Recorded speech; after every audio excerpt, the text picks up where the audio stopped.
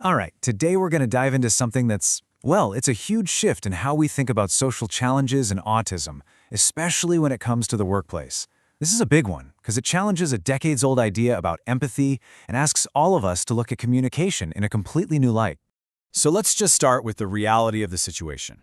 Autistic adults face shockingly high rates of unemployment. I mean, way more than non-autistic adults, and even more than folks in other disability groups. Now, this isn't just some number on a chart.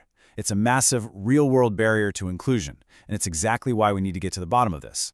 So what's really going on here? Why is this so incredibly common? Is it about skills? Is it about qualifications? Well, the research is starting to point to something much more fundamental. And it turns out that so often it comes down to this fundamental misunderstanding in social situations. But here's the thing. For decades, we've kind of been looking at this whole problem from just one side of the story. Okay, so first let's talk about the traditional explanation, the one that's basically been the default for years. Think of it as the one-way street theory. So this old idea is officially called the theory of mind deficit. And the basic gist is this. It suggests that autistic people struggle socially because they have, a built-in difficulty reading other people, understanding their intentions, their feelings, that kind of thing. So you can see how this frames the whole thing as a one-way street, right? The problem, and therefore the solution, is seen as being inside the autistic person. And the implication? They're the one who needs to be fixed or trained to act more like everyone else. But what if that's just completely wrong? Or hey, maybe it's only half the story. This is where a really revolutionary alternative comes in, the double empathy problem.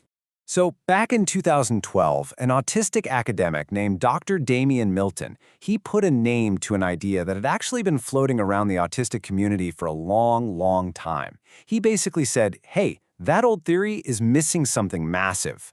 And he called it the double empathy problem. Now, this theory flips the script.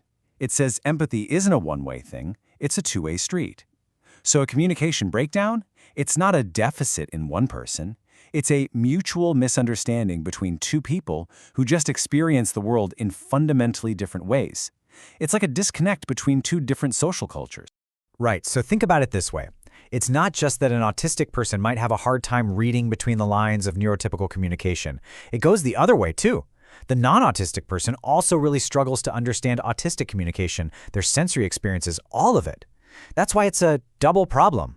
The gap in understanding is happening on both sides of that neuro divide. Okay, so let's just lay this out side by side so it's super clear. The old theory saw a deficit. The new theory, it sees a difference. The old theory saw a one-way problem. The new one sees a mutual misunderstanding. And maybe the biggest shift of all, the focus moves from trying to fix the autistic person to trying to understand what's happening in the interaction itself. Now this all sounds like a pretty compelling idea, right? But is there any actual proof? Well, you bet. Researchers have started putting these two theories head-to-head. In one really important study, researchers gave a story to both autistic and non-autistic participants. And it was about an autistic employee who's having a really, really bad day at work. Dealing with sensory overload, social anxiety, all that stuff. And after they read it, everyone was asked a really simple question. Who actually understood what that autistic employee was going through? Okay, get this. The results were pretty stunning. The autistic participants, they were way more accurate at figuring out what the employee was thinking and feeling. They got it right over half the time. And the non-autistic participants, well, they only got it right about 31% of the time. I mean, that's a huge difference. So you see how this just flies in the face of that old theory of mind deficit idea, right? If autistic people truly had an empathy deficit, you'd expect them to be worse at this, not better. This really backs up the idea that what we're seeing is a clash of cultures, not a failure of one person. And it doesn't stop there. Let's look at another really cool study. This one uses a game I'm sure you played as a kid, the telephone game. So what the researchers did was create these chains of people passing a story along. And what they found was wild. When the chain was all autistic people, the story got passed along just fine, super accurately. Same thing when the chain was all non-autistic people. But, and here's the kicker, when they made a mixed chain with autistic and non-autistic people together, that's when the information got garbled, the chain broke down.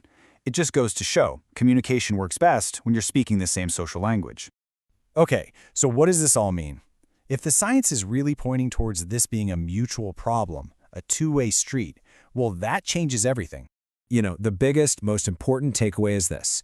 If the problem is a mutual misunderstanding, then the solution is not to try and fix autistic people.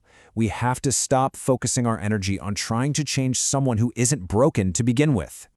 So, what does that look like in the real world? Well, it means we need to focus on adapting our environments, not just the people in them. It's about promoting mutual understanding, a bit of cultural humility.